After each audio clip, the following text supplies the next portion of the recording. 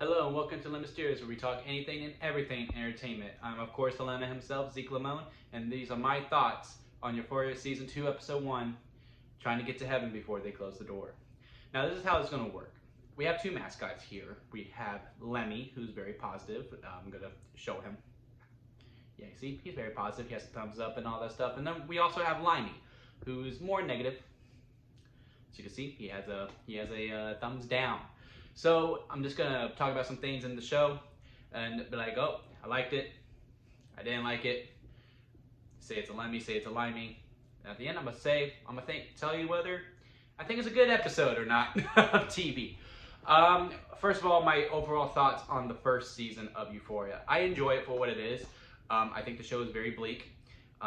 It's not afraid to go there. It's not afraid to show everything, body-wise or drug-wise or anything like that. I think it is an important show, but it does what I think a lot of other shows / movies do when it has this kind of subject matter and all that stuff, whereas it becomes more about the message than the show itself. You can have a message within your show. I'm not saying that, like 13 Reasons Why and all that stuff, where I felt like it was more about the preaching of the subject matter than, hey, let's just be an entertaining show and we have these within it as well, and it starts conversations. I think Euphoria does a great job of that, where it's like, all right, we are an entertaining show first. What the audience wants to do with the subject matter that we have and what we're doing, up to them. But we are to make an entertaining show first. And I feel like that's what they do. I enjoy it quite a bit. There's a lot of standout characters and all that stuff. Lots of great storylines that I'm really interested to see what carries on moving forward. Like with Kat, oh man, I'm so happy. I also do not remember the first season that well either. I'm actually gonna need to watch a recap because during this episode a lot I was like, wait, wasn't like Jules? I was like, she got on a train. How is she back? Did she just come back? Did she come back in the last episode and I just don't know about it? So I'm gonna watch a recap to see if she did come back later on in that final episode and I just missed it because I was so confused. Like, wait, how is Jules just back now? And like during the whole party scene, I was like, wait, is this back or is this forward? Is this now? What is happening? Because I knew they were like at a party before they ran off to get on the train and all that stuff. I was just really confused for a part of stuff, but a lot of things started coming back to me as it went on. So anyway, without further ado, let's get into it. All right, let's get into the beginning, the cold open. Now, like I said before, this show, it's not afraid to show stuff. That includes men genitalia, a phallus, if you will, if that's the preferred. I'm not going to say the other one because I don't want to get copyrighted off of YouTube. They're not afraid to show it. Now, here's my thing. I really don't care for nudity either way. Obviously, I'm a male, so I don't mind seeing naked women. But, it goes two ways. It goes both ways. So, if you're going to show that, you shouldn't be afraid to show men parts as well. To me, with nudity, it's just a matter if it makes sense. At first, it made sense. She was in a whorehouse. Yeah, show tits, and all that stuff. Well, I probably just got copyrighted for saying the T word. Anyway. But I did not see a need for showing the men genitalia. I just did not see the need for it whatsoever. You could have literally taken that out. Like, she could have started to go down towards him, and then she does what she does with pants on, and it still delivers the same punch. Seeing it, and when she shoots between the legs around the genitalia, then it really doesn't make or break the scene, seeing it or not seeing it. It doesn't matter. So with that, we do have to kick off with the Limey. I was just like, there was no need for it. It was just a distraction, really. I do feel like you've heard sometimes like, yeah, let's just go for the shock factor. Let's just show it. And they do it again later, but we'll get to that later. But overall, the cold open, I freaking dig a lot. It made me feel like a Lemmy. So we're tied 1-1. One Lemmy, one Limey. Liked, what's the character's name? Fezco. It's the full name. like seeing his backstory with the grandma and all that stuff, of why he came, what he did, and he's using some of those callbacks later on through the episode. Really enjoyed that quite a bit. It's a very, very, very good cold open. Because I think he was like the only character we didn't fully get a backstory on. Like, we got a backstory on like basically everyone else, Rue, Jules, Casey, and all of them. But we didn't. I don't know if we actually got Casey. I don't know. Like I said, I gotta watch a recap. But Kat, we did, and all that stuff, and Mary, I think that's her name. The main friend of the friend group. We did get backstories and stuff. But anyway, so I felt like it was a necessary cold open. It was a really good cold open, and having Tupac playing with the credits going off, very, very good stuff. Very, very good. So, we're right back in it. We're right back in the world of where we are. Rue's going off. And then, there's a little bit of stuff and other stuff, like with heroin and all this stuff. And then they go into this apartment where they're getting interrogated. Rue, this chick, Fez, Ashtray, and this other guy and all this stuff. And this whole scene just didn't really work for me. It just was, it was a little goofy for what it was. Like, I don't understand why the guy, when he was like, I get why. Like, he wants them to take their clothes off to see if there's a wire and all that stuff. Just to really check their bowels. I totally get that. Again, don't really need to see the why. We need to see the genitalia. And like even the girls' tops and all that stuff. Like, they could just film from the top up and and all that stuff. But why was he dancing? Like, was just like, oh wow, this dude's crazy and all this stuff. It was just a little too goofy for me, and it dragged on a little bit. So for the whole interrogation scene when they're like trying to get the drugs and all that stuff, that's a Limey. But it wasn't a funny conversation, with Fez, Rue, and Ashtray afterwards. Like, oh, how many good female drug dealers that you have out there. I thought that was pretty alright too. Nothing worthy of a Lemmy or a Limey, but I just thought that was a fun conversation. Then the episode is freaking awesome from here on out once they get to the party.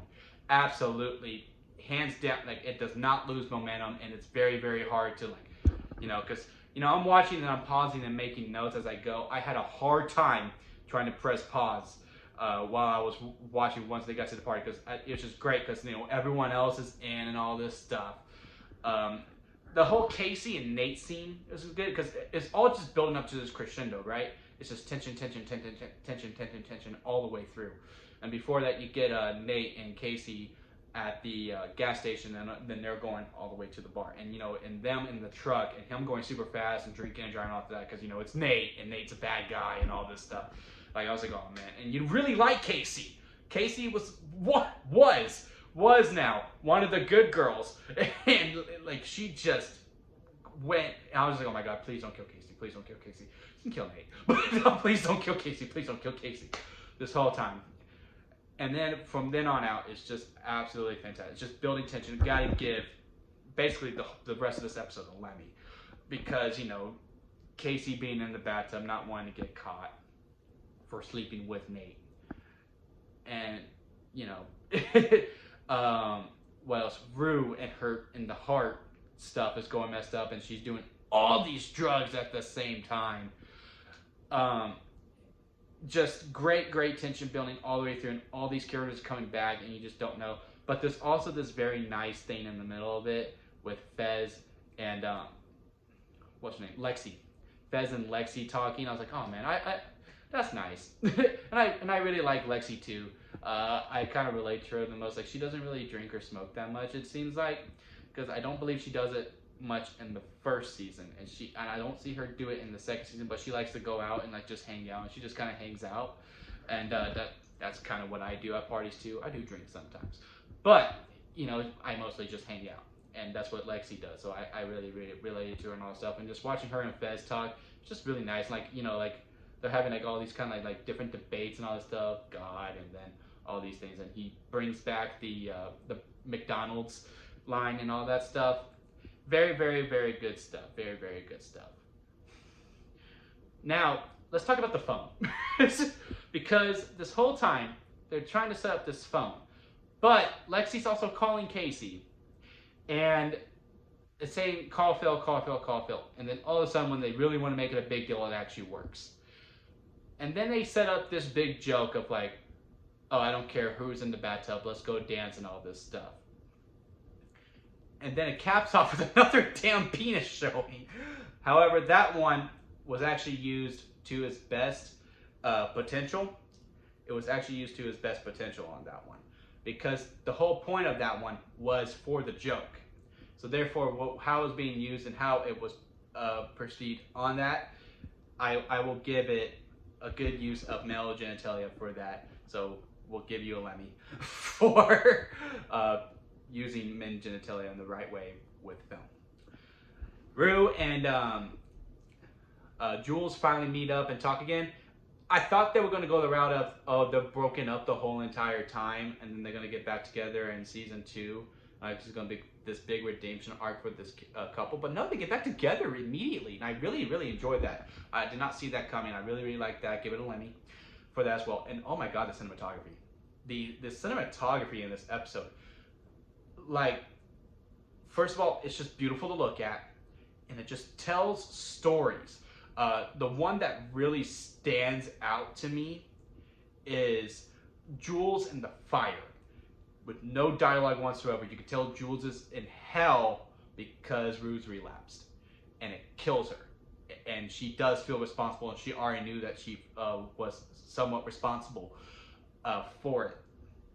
And also Nate and Jess and God, I cannot remember the top friend's name. I want to say Mary, but I really don't think that's it.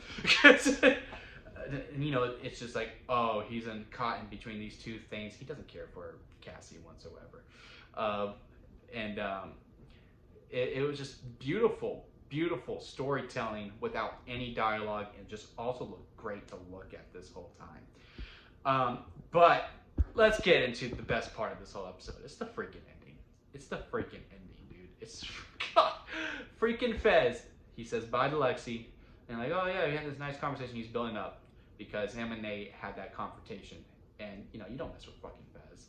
And Nate is, you know, this big, rich, pretty boy who thinks nothing's gonna come at him. And you know, they had like this big dick measuring contest. He goes, last time we talked, didn't you say you wanted to kill me? And he goes, yeah, Happy New Year. And he freaking hits him, and he beats him down. God, I was like, yeah, I was cheering and clapping. I did find it interesting that. I'm just gonna commit to Mary, even though I'm pretty sure that's not her name. Went over there, but that could just be like, you know, the show, like I said, the focus on being a good show, and they have these other things going through it. I feel like she's like going through like you're protected over your abuser. I don't remember what it's exactly called, but like she's protected over like yeah, he's a piece of crap. I hate him. I can't stand him, but I don't want to see him hurt. And if he gets hurt, I feel hurt. Like you're attached to your abuser in some way. I don't know what that's called. If you know what it's called, leave it down in the comment section and let me know. And just, you know, remind me what it is. I cannot remember what it is. But I think that that's going to be that kind of storyline. Like, you know, she knows he's bad for him, but I think that's also kind of the same, like, midway through of the first season. But, like, she's just so... It's Joker and Harley Quinn. It's Joker and Harley Quinn. It's what they are. And, you know, she's like, you're so bad for me, but I want you to be safe and all that stuff. But she could also just be a good person, all that stuff. But overall, Euphoria Season 2, Episode 1 does what it needs to do. It just needs, all right, let's remind everyone what this show is. They did that. And then, you know, set up what's going to be set up, who's facing who and all this stuff. And then give a good ending, and let's get rolling into the next set of episodes. And it does that. I cannot wait for next Sunday to watch the next episode of this, because that ending was freaking awesome. It does its job. All the characters are set up. Everyone's back. Everyone's caught up to speed. And, you know, they do a lot of things, and they use the time. It was very fast episodes, an hour and 1 on the dot with credits and all. Like it's an hour and 1 minute, and it flies by right after you get through all that beginning stuff, the interrogation stuff. That's the only thing that did not work for me. Overall, it's a very, very good episode. I'm really looking forward to it. What did y'all think of Euphoria Season 2, Episode 1? Comment below and let me know. Let's have a conversation about it. How do y'all think things are going to play out? Who's going to play who? And all this stuff. Oh, yeah. Let me get to Kat real quick. I was just so happy to see that she was with him. I didn't know. I don't remember if they got together towards the end of Season 1 or not. Because I thought she just left him away with how her storyline was going. Because she was like, what? You actually want to take care of me? And they're actually together. That just made me so happy. Like, I was like, yay. Like, I got so happy seeing them together. But, yeah. Let me know what you think about it in the comments below. If you like this episode, leave it a like. And also, if you like me, please subscribe. Please subscribe. Give me some more views and some more subs and build me up. Thank you for watching, and I'll see y'all here next time at Lemon Studios.